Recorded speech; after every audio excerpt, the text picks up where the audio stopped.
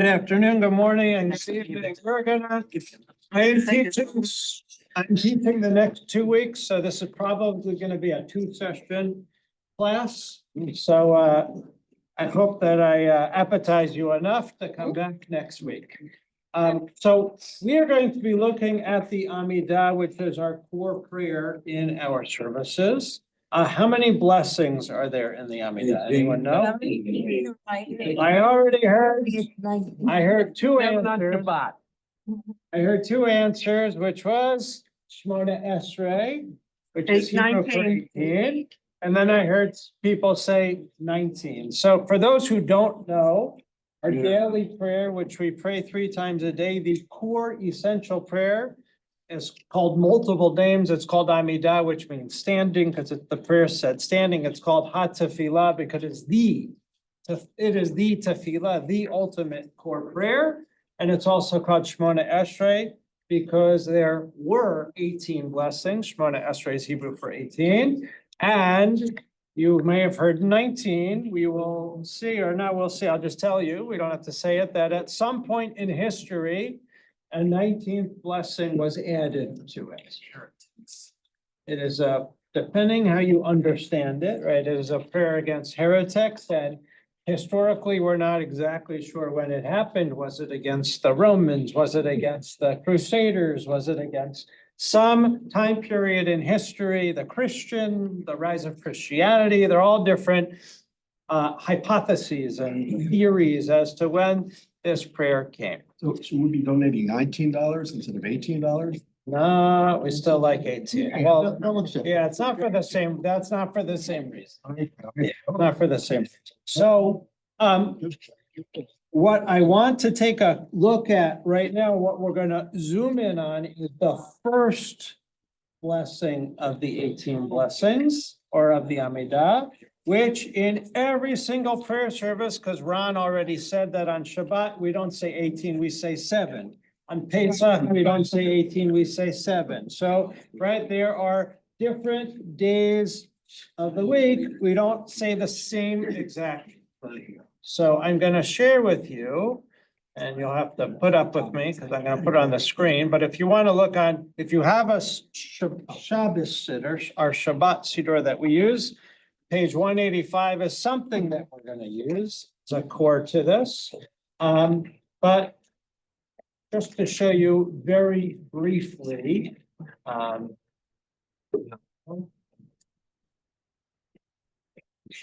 sorry.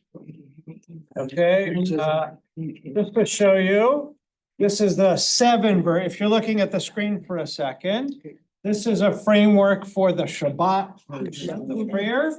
The Amidah is always broken up into 3 sections. An opening section of 3 blessings, a middle section, and a closing blessings of 3. Always the first 3 are the same, whether it's Monday, Tuesday, Wednesday, Thursday, Friday, Saturday, Sunday, whether it's morning, afternoon, and night. Always the last 3 are the same. Monday, Tuesday, Wednesday, Thursday, Friday, Saturday, Sunday, morning, noon, night. But the middle section differs. So these are the sort of 3 beginning. A prayer for ancestors, a prayer for God's strength, and a prayer for Kedusha, God's holiness. I will always end with accepting our prayer. Modim, thank you, God, and Shalom, peace. I will say there is a variant. If you do look closely, we don't always say Sim Shalom. Right. We say Sim Shalom only in the mornings, but in the afternoon and the evenings, we say Shalom Ram. So we do a variation, same theme of peace, but the words are different and they're actually significantly different. It is a totally different prayer that ends with the same ending line. Baruch atah Hashem.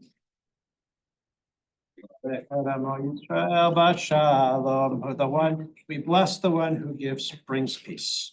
But the ending sentence is the same. Okay, the middle section changes. But you can see here, it's on Shabbat, it's the holiness of Shabbat. There are 13 blessings in the middle on a Tuesday, or what's today, Thursday. And those are requests. Some of you may be very familiar with the structure of prayer. Some this may be totally new. I'm sorry I'm not spending a lot of time digging deep on it because I want to specifically look at a vote. This first thing, by the way, I've never said this, but every time I teach, I use the screen for my teaching. If you want any of my materials and stuff, I'm happy to send it to you. I just don't want to make a million copies of things. It's a waste if we have this technology, so I can always share with you.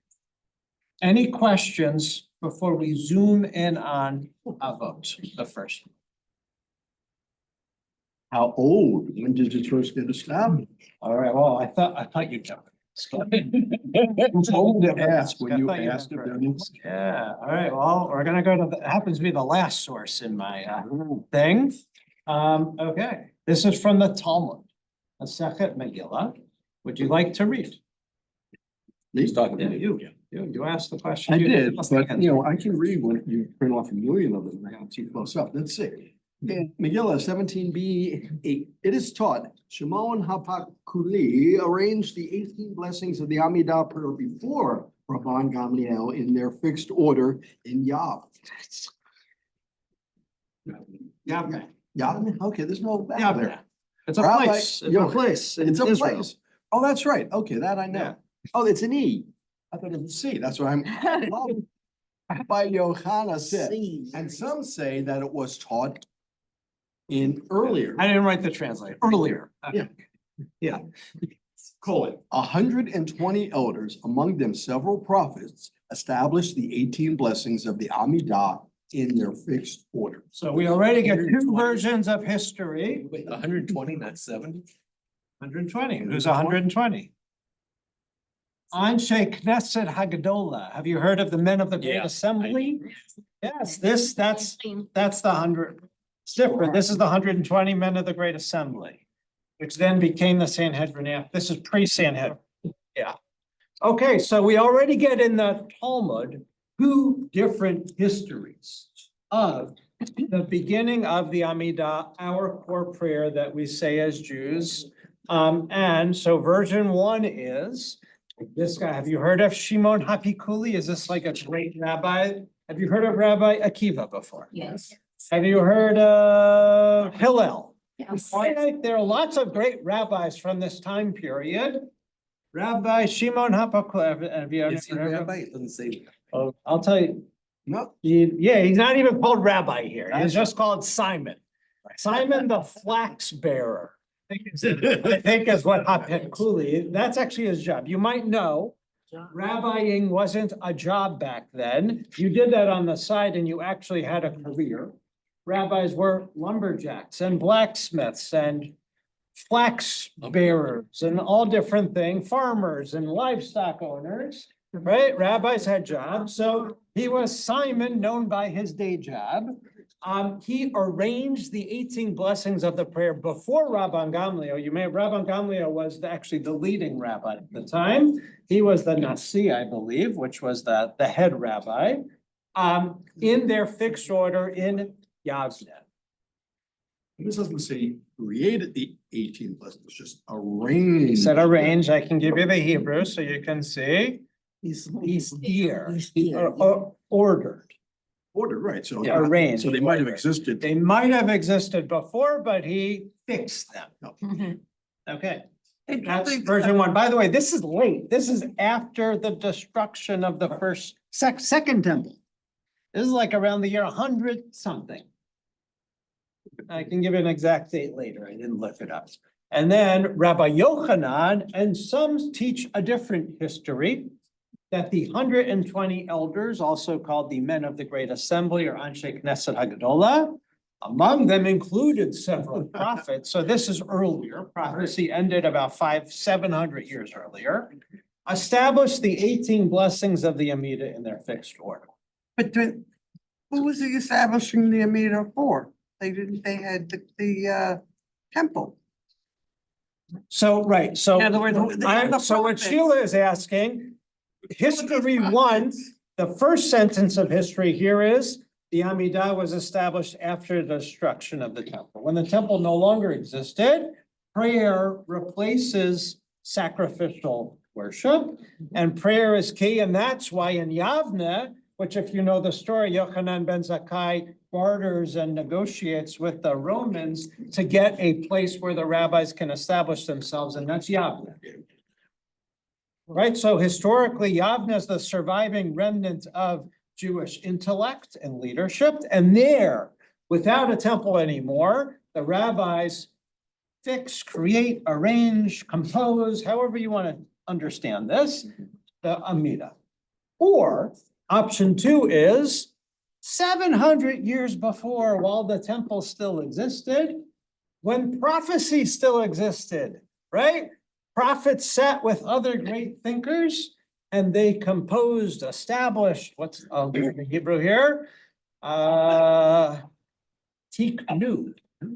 Tiknu, right? That's established, decree, form, right? Form the 18 blessings. That's a very different history. Yes. Also, it seems like that would be a nice thing to say, because then it seems to have more heft.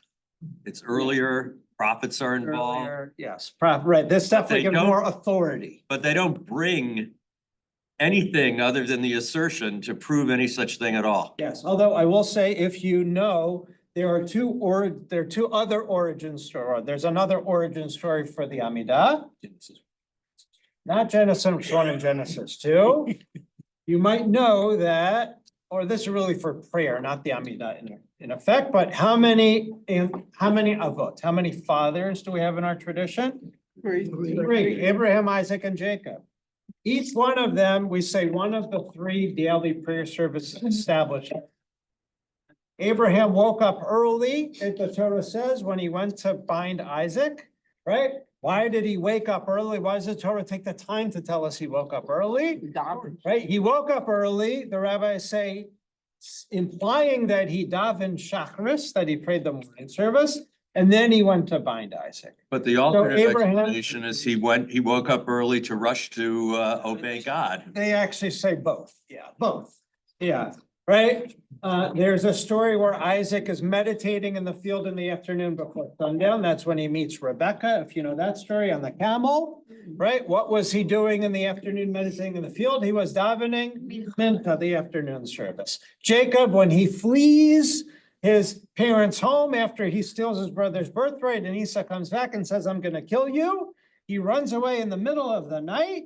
He meets God in the desert and has the dream of the ladder, right? It says, he met God at night. What was he doing that he met God at night? He was praying the evening service. So there is a history that prayer existed earlier. And if we understand that the Amidah is our core prayer, the rabbis then can, whether realistically or whatever that word is. Anachronism, whether they can then look back and say, of course, if they prayed, they were praying the Amidah. Which makes them and us feel better, but doesn't seem to be based on anything. Exactly, right. Because So- how did they transmit it to other people? Early. Why bother with the sacrifices at all if you were already davening? Yes. It would seem that they would also be editing as time goes on too. Also potentially editing, right? So that's what we are going to be looking at today and next week is we're gonna look at both. We're gonna look at this opening blessing of the Amidah. We're gonna look at the wording. And then we're gonna look at the wording that is in our prayer book, which includes the matriarchs. And we're gonna look at the historical version. And we're gonna look at the today's version. And just to show you, if you can see my screen and want to take a look. You might know that the prayer book has actually evolved over time. Maybe not the printed one, because maybe you used Sim Shalom for 30 years here, and before that you used Silverman for 30 years here, and we've already used this one for 8 years here, right? So the printing of a prayer book may not have evolved because we invested a lot of money in these, right? But prayers have actually evolved over time and we have, it's hard to see, I'm sorry, I'll get a better version later. These are variant versions of the Amidah from the last 2,000 years. And you can see it's, you can just look at the lines, right? This is, I believe this is our version that the middle one is actually the version of the traditional version that we use. But you can see that in several versions, there are, where you can see empty blank spaces, other words have been put in other versions of prayer books that have been used or found in archaeology. Is there any significance to that double line versus single lines? Yes, the double line, this is following the Babylonian tradition, and this is Minhag Eretz Yisrael. If you know that the prayer books used in Israel actually are a different version. Have you ever noticed at least in Friday night services, there's an A also? If you've ever been to Friday night services, there's an A and a B also, and there it's not Imahot versus not there, it's actually Eretz Yisrael version. The Friday night service is different. So part of what we're gonna talk about today is that the prayer book actually has been very fluid over time. Even though we have now, since the printing press, it's actually gotten less fluid at a time when religion is probably more fluid than ever. The bedrock now. So we're gonna look at, can we make changes in our liturgy? Are we allowed to? And that's gonna be the question. Just say for the elders. Any comments or thoughts? Well, Barim says you're not supposed to add or. So Deuteronomy says you can't add or subtract. That's the Yeah. mitzvahs. As the mitzvahs, okay? That has nothing to do with prayer. Nothing to do with Pray. Where does it say? Which number, why are we doing this? 613 says pray. Okay, would you like to read Maimonides for me? I will. Okay, I gotta find the right text. Okay. Maimonides, when did Maimonides live? 11, about 1,000 years ago. Where did he live? He was born in Spain, lived mostly in Egypt. Maimonides is considered one of our greatest law halachists, right? He wrote the Mishnah Torah, the second Torah, which was one of the first major law codes that we still learn from. Okay, will you? The forms of all the blessings were established by Ezra and his court. It is not. By the way, is that different than what we talked about before? Right, this is version 3, right? What, unless that Men of the Great Assembly is some version of this, right? Ezra is like 400 BCE? 450 BCE? Israel. Maybe, but it didn't say. It's but okay. close. Okay, go ahead. It is not proper to vary them or add to or take off away from any one of them. Right, that's what Jackie said over here. Yeah, Whoever deviates from the form which the sages have given to the blessings is an error. Any blessing in which the name of God and his sovereignty are not mentioned is not regarded as a blessing unless it follows immediately another blessing. okay, what did anyone know what this thing, the name of God and his sovereignty means? Now we're getting into like legal language. Yeah. Oh, Guess I'm not allowed to do that. Okay, if you can see where my cursor is, Hashem u'malchut, which means the name and kingship, which is in a blessing, Baruch atah Adonai, that's God's name. Eloheinu melech haolam, that's sovereignty. Right, so it's saying any blessing that doesn't include Adonai and Eloheinu melech haolam, not a blessing. Like the Shema, okay, we can take a look at that, right? But if you've ever noticed, there are actually some prayers that we say that we don't say that. So for example, There's a difference between. The Shema was written much later. if you listen closely to the cantor on high holidays, when the cantor recites Hineni, the Chazan's prayer, Yeah. if you look closely, there's no Shem Umalchut.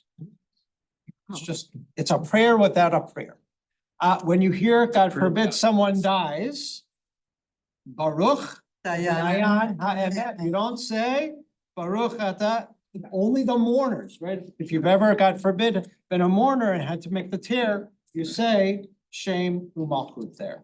So it's, you know, now we're getting to like legal variations. Okay, he continues, Maimonides continues. All blessings may be recited in any language, provided that the form instituted by the sages is followed. And if the form has been changed, the duty of reciting the blessing is discharged, since the name of God and his sovereignty, as well as the subject matter of the blessing, have been mentioned, even though in a foreign tongue. Okay, discharge means it's fine. Yeah, I would translate it better, right? It's kosher.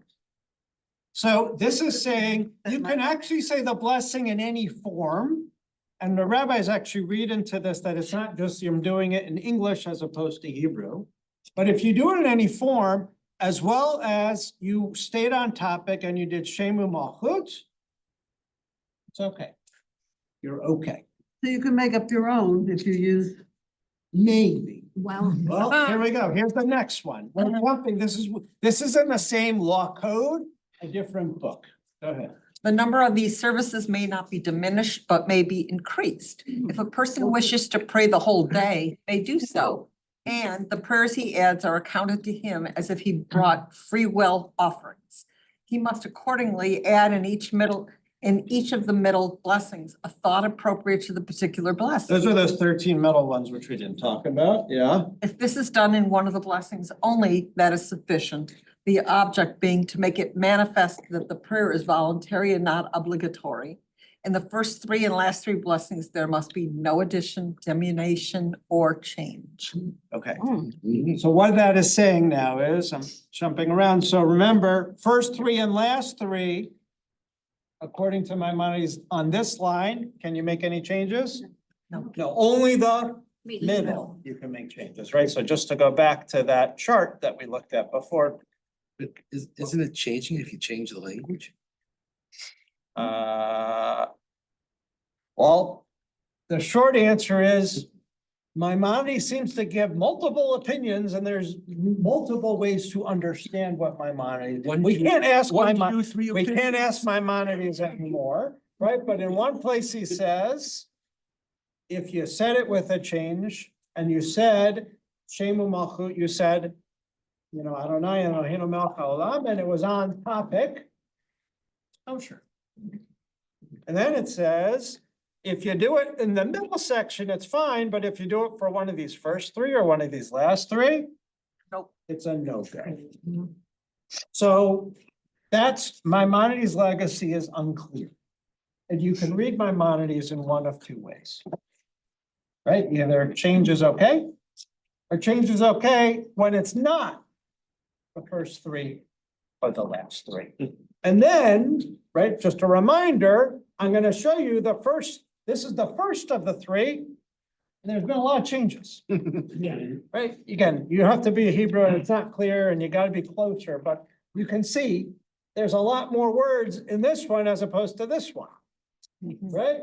There's more in the middle here, but here there's more at the end. So, right, there's not the exact same version. Is it, do we understand it as change in words or change in intent? And if it's changed in words is permitted, but change in intent is not, then okay. I don't know. Yeah, there are different ways to read it. Okay, comments, thoughts before we jump into the actual I want to actually look at the Avot blessing and then go back. Yeah. Thus far, what's been said is all focused on words, and I know some rabbis in the Orthodox camp who are very intent on one's body posture, keeping feet together, standing erect during the uttering of the Amidah words. Any comments about that? And is there something in the text that will follow that relates to such things as posture and so forth? The interesting thing with, along what he said, if you notice though, they're so busy standing straight that they shuckle. And why do they shuckle? Because you can't stand straight so long. Yeah. also, if It's the you are new time. giving a blessing, Yes. And you're also making a plea for something, asking something of God. Say that again. Have a blessing, but it's encapsulated in asking a plea for something. Mhm. So does that affect the nature of the blessing? When you're asking for a request. Yeah. So actually, the rabbis are gonna say, if you're making a personal request, you can actually only say it in certain places. You can add that in certain places, but if it's a communal, like, we are communally praying for the hostages to be returned, right? That's not a Jackie request, right? That's a Jewish people request, right? So they're saying there's more flexibility to put in a communal request in different places than a Jackie request Would that be in the center section? in the center section, yeah, but in specific places, yes. Other questions or thoughts? So just to show you what we're gonna look at over the next couple of times, we're already halfway in. We're gonna look at two or three different essays and their sources. So just to show you, this essay is from Rabbi Ethan Tucker of Hadar Institute. They are pluralistic, egalitarian, not connected to any specific denomination. I brought their text in before. I'm actually going next week to New York for a couple of days to study. But they're generally very traditional. I'm not gonna No? label it. I'm not gonna label it. So he wrote in as a 36-page legal essay called liturgical change and its limits. We are going to look at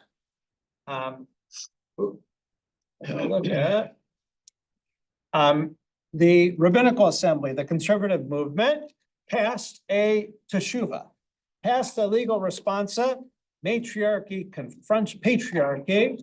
In 1990, there was an accepted passage that you can add women, you can add the imahot, the mothers, to the Amida in 1990. This was brought up as like a renewal just 2 years ago in 2023, or actually a year and a half ago. And you can see it passed 16-4-1. This is a much more, that was a much shorter, that was like a 5-pager. This is a 40-page essay that goes in depth onto why or not why imahot should be added to the Amida and the sources for that. So that's a little bit of what we're gonna base our study on. Having said all that, I would just like to look at the Amida for a second and understand what we're talking about. Is that okay? And real quick, because Yeah. it refers to adding in the matriarchs, not the, doesn't use the language imahot. And I think that also says something, that we see them not just as the wives of, but we put them in a different context, as in the origin of our, Okay, right, so let's, does it not matter? Let's move on. no, yeah, no, That's okay. right. What Bill is saying is that, right, the word imahot has a bigger idea. And avot has a bigger idea. I wanted to define avot first, and then let's talk about imahot. So if you have in front of you, you can look, it's on page 185. And put it on the screen also if that's better or worse. Would someone like to read just the translation, just the patriarch? Reader? I'll read. Thank you. I'm sorry. Just patriarchs? That's page, that was. Oh, I don't know that side. Don't say anything in. Adonai, our God and God of our ancestors, God of Abraham, God of Isaac, and God of Jacob, great, mighty, awe-inspiring, transcendent God, who acts with kindness and love and creates all, who remembers the loving deeds of our ancestors, and who will lovingly bring a redeemer to their children's children for the sake of divine honor. And if you flip the page, it finishes at the top. You are the sovereign who helps and saves and shields. Baruch atah Adonai, shield of Abraham. Can someone summarize for me what the topic, like, what is the topic?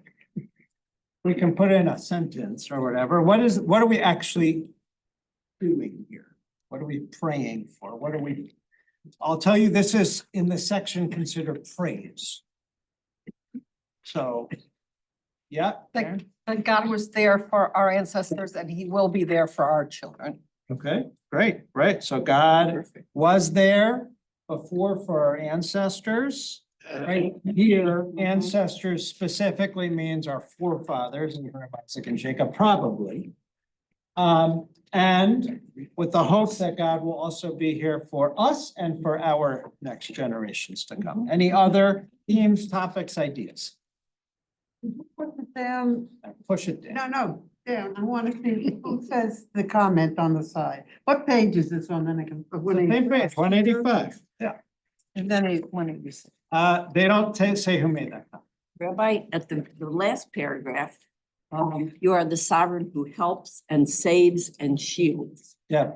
Or maybe the committee. Those are very appropriate three words. Yep. It always intrigues me though that it ends after having recalled Abraham, Isaac and Jacob and us and our future and all that, that it ends with God as the shield of Abraham only. Sheila, right, so it ends specific with Abraham. So a couple of, if I will just take a minute to like break this down a little bit. Right, it's called avot, which here they translate as ancestors, because the three patriarchs, Abraham, Isaac, and Jacob, are called the avots. All of our prayers, and in particular the Amidah, are a collection of biblical phrases rounded out with poetry or poetic writing. That's what our prayers are. So there are several direct biblical quotes that are. So just to show you. The translation, Oh, yeah. calling them avot, they're saying fathers. They're saying fathers, right? So I will show you. Exodus 3:6, if you want to look at the screen for a second. We're at the burning bush. When Moses and God speak at the burning bush, God introduces God's self to Moses this way. Anochi Elohei Avicha. I am the God of your fathers. Elohei Avraham, Elohei Yitzchak, Elohei Yaakov. I am the God of Abraham, the God of Isaac, and the God of Jacob. Right? God, that is how God announces God's self to Moses. Right? God uses that as a name of God. Yeah.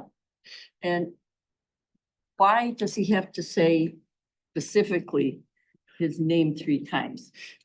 God of Abraham, God of Isaac, God of Jacob. Right. So there, right. It's a great question, right? Why was it used here? I repeat. All right. There's, did I copy the Rashi here? There's a good Rashi. No. So the Rashi is that each of those relationships that God had with the three of us were different. And that it's, and not just a renewal, but actually they were distinctly different.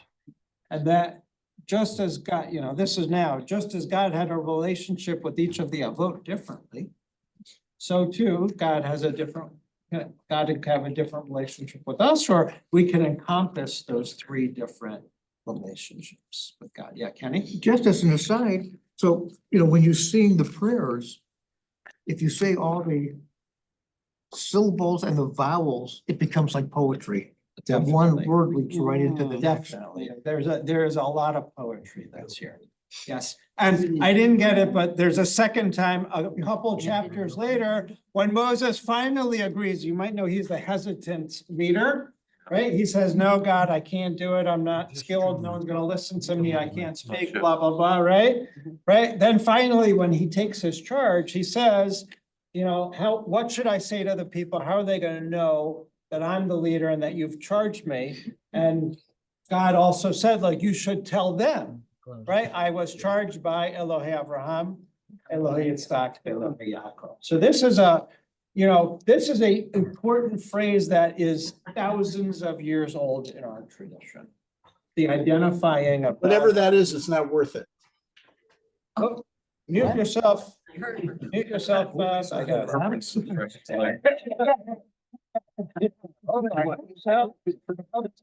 I'll answer you a couple other biblical quotes that are here, but yeah. Yeah, so I'm gonna just sort of throw out some of my own personal struggles with change here, Yeah. which is I was all for it personally, but then I'm thinking to myself, okay, the committee itself must have had an inability to fully agree, or perhaps they're just accommodating lack of agreement in the community, one or the other, maybe both, because Imotenu is in brackets as if to make it optional. So Yes, you'll see, just to make a note, part, the tshuva that we're, if we're gonna look at some point, the one that was the renewal of vows for it was only a year and a half old after this was published. So basically, the goal of that tshuva is we need to have a definitive imahot text, because I didn't say this, but the conservative Israeli Siddur, called Vani Pilati, has a different version. And by the way, the Reform movement has a different version and the Reconstructionists have a different version of including matriarch. So the goal of this is that there should be at least an aligned conservative version, right, after this was printed already. Do the right, which Orthodox means we have need anything? another printing. No, the Orthodox don't I have mean, any. No, but we're gonna get there. But remember, there was that line from Maimonides, the third line that we said, you can't change the first or the first three, right? He So, didn't have your chart when he wrote that. but we didn't get to it yet. There's another text that says you can change everything but the Hatima, the last blessing line, that last Baruch line. So there are actually some variants in some more traditional places that do a middle change, but not that where we didn't get there yet, but you can see, right, and God remembered Sarah at the end. So I guess what I was to finish the thought, it would seem that Bivrit, if you have the male form, but you have men and women in the room, they're all included. So in theory, you don't need to add the word Imoteno. You've already got, if you think of a vote as ancestors rather than just men. And that's this other, They already, we didn't talk about that Hebrew, right? Hebrew plural masculine is gender inclusive theoretically, right? That it includes everyone, it's males and females. The Hebrew rule is if there are 9 women and 1 man, It's the masculine. right? You would use Masculine. masculine for people. And not feminine when it's a majority female space. on the other hand, since we do add it, I thought to myself, okay, what could be the justification for that? Cause I'm So I will say on. we have 18 minutes. I'm not gonna finish my proof whether you should or should not include imahot. That will be next week. I'm just sort of laying the groundwork, And I'll whether reserve it. you should, shouldn't, whether you feel comfortable, whether you're not, whether it's acceptable, whether it's not. You're gonna have to do part 2, or I can send you the thing. Well, I was gonna give you my rationalization, but I'll reserve it for next Yeah, week. I just wanna base this. So just to show you, right here, Deuteronomy 10:17, we have the phrase Ha'el Hagadol Hagibor V'Hanorah. Right? So I'm showing you, right, as Kenny said, right, it's beautiful, and it's more than just sprinkled with important quotes, right? This is God talking to, Moses talking to the people in his final speech to the people, right? That God always takes care of us. God is great, mighty, and awesome, right? And it also repeats also in Nehemiah. El Elyon Konei Shemayim Va'aretz. This is when Abraham and Avimelech are making their, this is a good, there's some bad kings of Sodom and some better ones. So yeah, this is it. Yeah, so this is, so again, these are phrases which appear later, and here God is Magain, if you can see my cursor. This is that closing line of the bracha. Right? Fear not, Abraham. I am a Magain, a shield to you. I will protect you. right? So that is the promise. You know, we're gonna get to what is the theme, right? The theme is that God promised, God had a covenant with the ancestors. That our ancestors upheld that covenant and God's promises came true. Right? And so too, as I think Karen said, right? We are part of this same covenant still. God, remember us and protect us and save us and redeem us. Questions, comments, Rabbi, thoughts? did Yeah. women back in the day, when they're Yes. deciding all this, Yes. were women davening? Were women, what do you think? No. Probably kibbutz. Well, you know, sometimes Maybe occasionally. I would think, yeah. Yeah, you think so? We don't know. Not in the same way, but I think there were times, even in the Torah, when, oh, I don't know, good example. Yeah. Oh, what's the one where you don't cut your hair? Nadir. Yeah, Nadir. pastor, I can be a man and a woman. Yep. And I think they're. Yeah. Well, maybe there's person, the hard person. Sure, we don't know. There are We some don't- biblical we don't know, sources we don't with know. women's prayers. They're not the, We don't know for several, we don't know how educated they were, we don't know if they were given the time, whether they were in the structure, we just don't know. Yeah, it was a masculine focused world. Maybe And- Rashi's daughters. That's late though. My daughter did, that's after my mom, Yeah. right around my mom. Right. Yeah. That's late. Before that. Yeah, we have like these one or two things that stick out, yeah, so. Praying.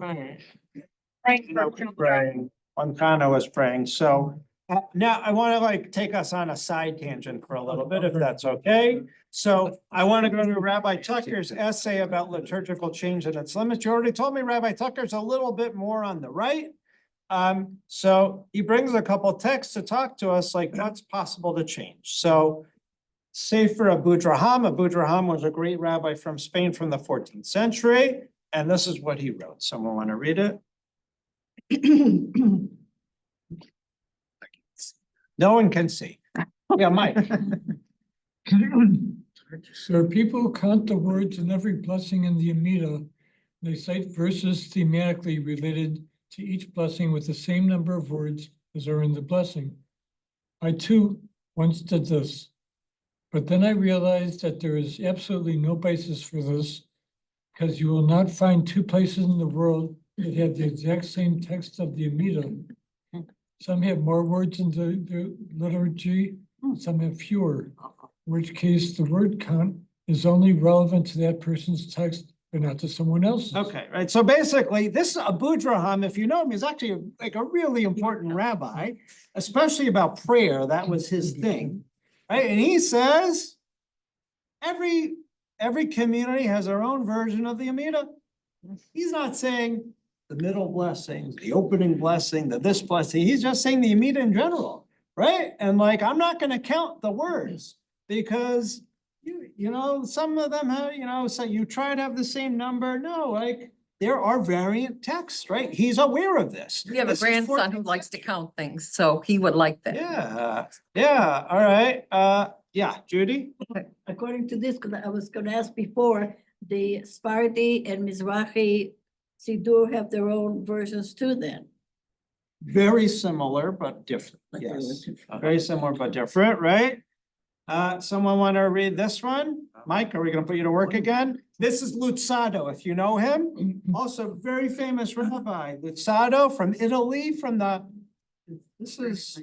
he he was older than this, but yeah, it was in the 18th century, yeah. I don't know, I think he's a little older. Says 19. Yeah, I think you can't read it. I'm not sure. Yeah. But go ahead. Yeah. Our predecessors of blessed memory set the format of blessings for us to thank God and pray to him. But they did not mean by their decree that the text of our prayers should be entirely fixed like a nail, which cannot be moved. These are all, by the way, what you would call an Orthodox rabbi. Okay, their time. Keep going. Yeah. So one may not add to prayer or subtract from it. Rather, their intent was to set the matters about which we must thank God and pray to him for all of Israel and to establish the general order of blessings.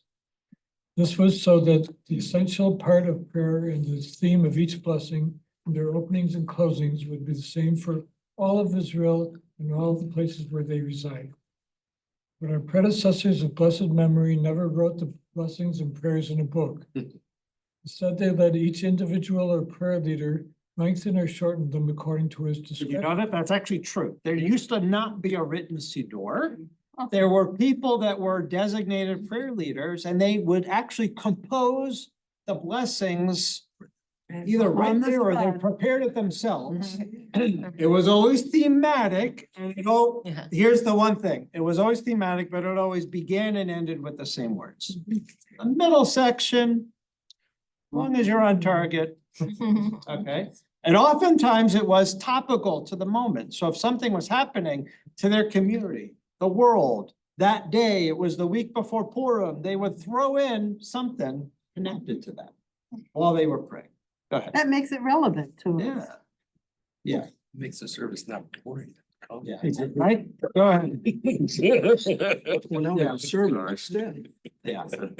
That is why they instituted the silent Amida so that the prayer leader would be able to rehearse his prayer to himself before reciting it for everyone to hear. Ah, Rabbi Shimon ben Netanel often said, "Don't make your prayer kiva, Keva, kiva. Instead, make it fixed, set, fixed, permanent, yeah. Instead, make it pleas for mercy and supplications before God." The meaning of keva is that one prays with fixed words and says nothing new, as Rabbi and Rav Yosef explained. Right, and that's all, right? So like, I'm just showing you these to say, like, we think our words are so set, right? Or our words are so set because we have this book that we spent thousands and thousands of dollars to have for our thing. And, you know, the printing press, as great as it is, has helped us be able to spread knowledge and for everyone to have their own siddur and everything else. And yet, once upon a time, at least, the prayers used to be much more fluid. Yeah. It's very much like a woman when she lights the candles. That's the time you can say what you want. Right. And it has much more meaning. Yeah. Than this. We call those havanot, yeah, right, so there now become times where you're more open or like the end of the Amida. Do you, like, I always take some time after I say the entire Amida to then put in whatever I won't say really praying for, but you know, what's on my mind, what, right? My personalized thing, right? Whereas once upon a time, that was sort of woven into the structure. But it's also because you don't know what to say. You know, I hate to say this, make fun of the people with the, what do you call again, they're davening Tehillim. You know, when someone is sick, right away, we daven Tehillim, we say the Psalms. And they have little books, and the kids would come into the, the girls from Hebrew Academy, Yavne used to come and visit, and they would say to him, pray. It's because people didn't know what to say. Yeah. So that's basically. Yeah, so I want to bring in another text if that's okay.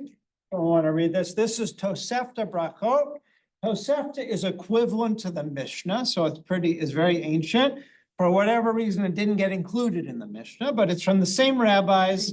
It didn't it got edited out when the editor made the final, final volume. Someone can see it, wants to read it. It's Rabbi Meir and Rabbi Yossi. Yeah, Arda? I'll read it. Rabbi Meir? Rabbi Meir said, even if one saw a loaf of bread and said, "Blessed is the one who created this bread, it is so beautiful," that is its blessing. If one saw figs and said, blessed is the one who created these figs, they are so beautiful, that is their blessing. All right, I'm gonna stop you here, right? We know if you're eating bread, what do you say? Right? Right? So the question is, if I have bread and I don't say that and I end up saying, wow, this bread is so beautiful. Thank you, the one who made this bread. Did I fulfill my obligation or did I actually have to say exactly By the way, he doesn't say Shem Umalchut here, which is that interesting thing, right? Right? Rabbi Meir, who also, if you know, is a pretty important rabbi, Rabbi Meir says kosher, right? But Now your let's put Rabbi blessing, Yossi. but your blessing, you're saying blessed be the one. And in some cases, you're not It's just saying. that's it. There's no, I don't know, there's no Elohim Melech Haolam. Oh, Rabbi, what does Rabbi Yossi say? Says- Say, yeah. Anyone can take prescribed formula instituted by the sages for blessings has not fulfilled his obligation. It says. Intention. The other, you change the word. Words. Not good. So the question then is, and this is what you're gonna see, and what we're gonna look at is, these then make their way to the Talmud. So in the Jerusalem, you know, there's two von. In the Jerusalem Talmud, it says, we follow the law of Rabbi Meir. If you remember, Rabbi Meir said, whatever you say, as long as it's topical, kosher. In the Babylonian. Babylonian Talmud, Talmud. The Babylonian Talmud, they give a different answer. They say, okay, we have, Rabbi Meir says you can change it. Rabbi Yossi says you have to say exactly what it is, and then they give a third option. Arda, can you read just the underlined? Binyamin? Benjamin, the shepherd, ate bread and said, "Blessed is the master of this bread." Said Rav, he fulfilled his obligation. So One must say. that's it, it stops there, that's the answer. It's the Babylonian Talmud doesn't actually answer the question of whether you have to say exactly the prescribed formula or not. What's meant here, Binyamin the shepherd means a unlearned person, a person who knows no Yiddishkeit at all, right? If he looks and he thanks God for bread, he fulfilled his own obligation, but Ruth, who knows Hebrew, who knows how to daven, right? If Ruth looks at a bread and says, this, it's unclear if she would fulfill her obligation, because she actually knows the bracha and she knows the exact wording. So the Babylonian Talmud, you can't, it gives an unclear answer as to whether you need to say exactly as the prayer is or not. So I'm gonna sort of wrap us up for a minute. So we haven't, obviously, we're just halfway there, so I hope I enticed you enough to come the next time. So what we're gonna look at next is later rabbis saying, can you actually make liturgical changes within this? This is considered like the most important blessing within the Amidah. We didn't say that. Within the Amidah, which is the most important 18 or 19 blessings, the first one is considered the most important blessings. We're gonna zoom a little more into, there are a couple more themes which I want to tease out. And then how, when, and why we add in the imahot. And whether that should be the only thing we should say, or are both versions kosher? Okay?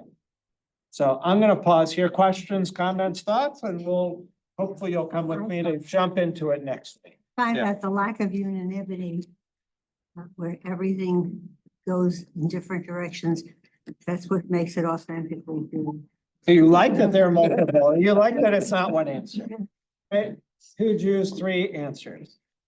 Saying something broke, something that's fixed, your mind might actually wander to other things as well. When it's open and it's flexible, then you're concentrating on You're paying what's attention, really on your mind. paying more attention, yeah.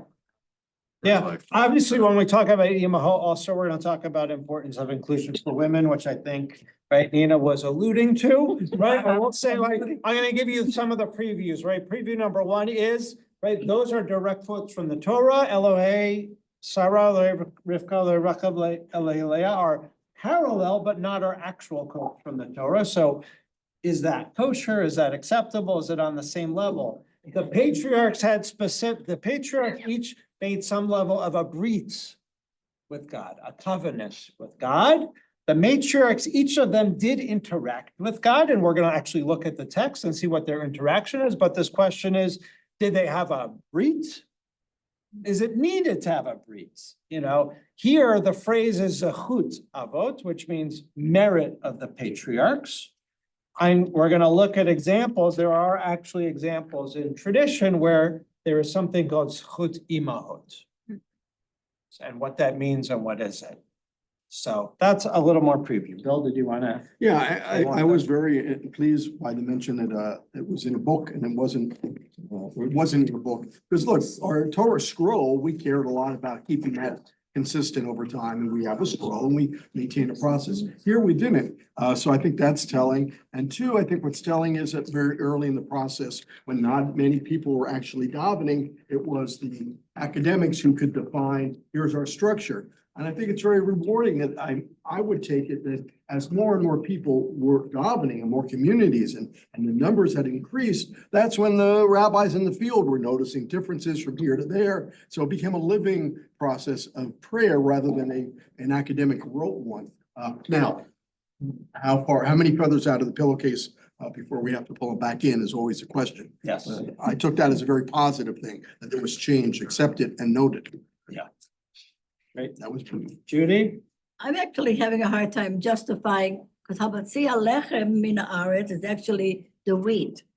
Yeah. Okay, so Yeah. that I know comes from God, but if I say the bread, that could be Nina making the challah. Maker. Yeah, because Very she's interesting. the master of the bread. She makes challah. But remember, he was the unlearned person. right? He was he's the equivalent of, I don't want to say an ignoramus, but that's sort of what the rabbis imply, right? Like, maybe that person didn't even know that, like, that, bread doesn't just come from the ground like that. Thank you for learning with me. And I'll see you next week, if not sooner. Esoteric. Everybody. So idolatry?